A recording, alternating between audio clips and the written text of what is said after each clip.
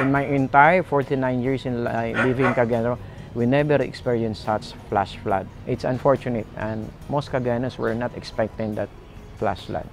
December 16, the early night, it was a fine night with just a low rain. Then around 11:30 or almost 12, there was a blackout, total blackout with the city.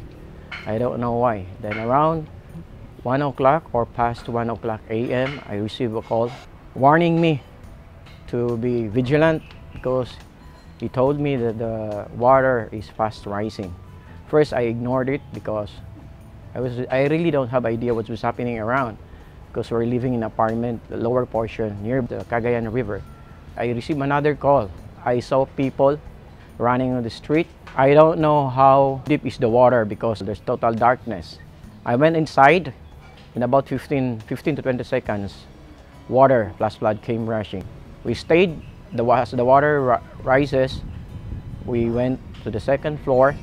Then after that, I received another call by my friend that there was a fire on the next block, the Macambo Street. Thinking of the safety of my nephews, I made a move to evacuate them. I tied them with rope around their waist so that if ever they separated from me, there was still a rope. When we went outside, that was exactly 3 o'clock. The water outside the apartment is just above the waist, and the street, it's about right here. Slowly swimming until we finally, one rescuer was sitting on the street post, and he told me to watch out because a portion of that street, there was a very, very strong current. We threw him the rope. By that, we took a little rest.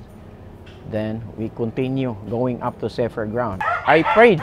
During the course, I only prayed 3 words. God help us.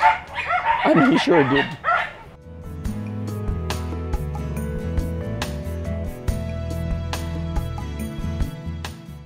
Almost turning 11, then he's really scared. Really scared. He even asked me, Uncle Jing, are we gonna die? I also tied him up until then. Since that was my second trip, I was third, so we took a rest.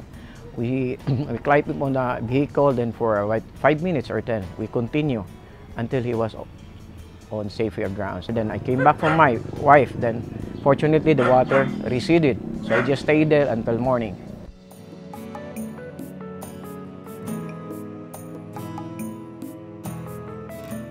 After I suffered, I went to church right away on that Sunday because I want to show that I'm still here, and I'm fortunate and lucky enough that I was saved by my Savior. The sermon I received on the birth of our Savior on the 25th, my pastor said something to this effect.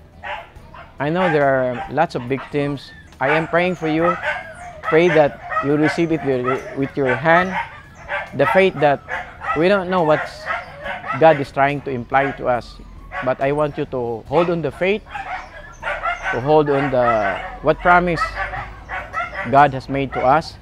But on the other hand, you have to do something to help the less of the unfortunate people who have suffered from the furious flood syndrome. So that's what I did. Even before the pastor had made the sermon, I was already doing what I am supposed to do to help the less fortunate.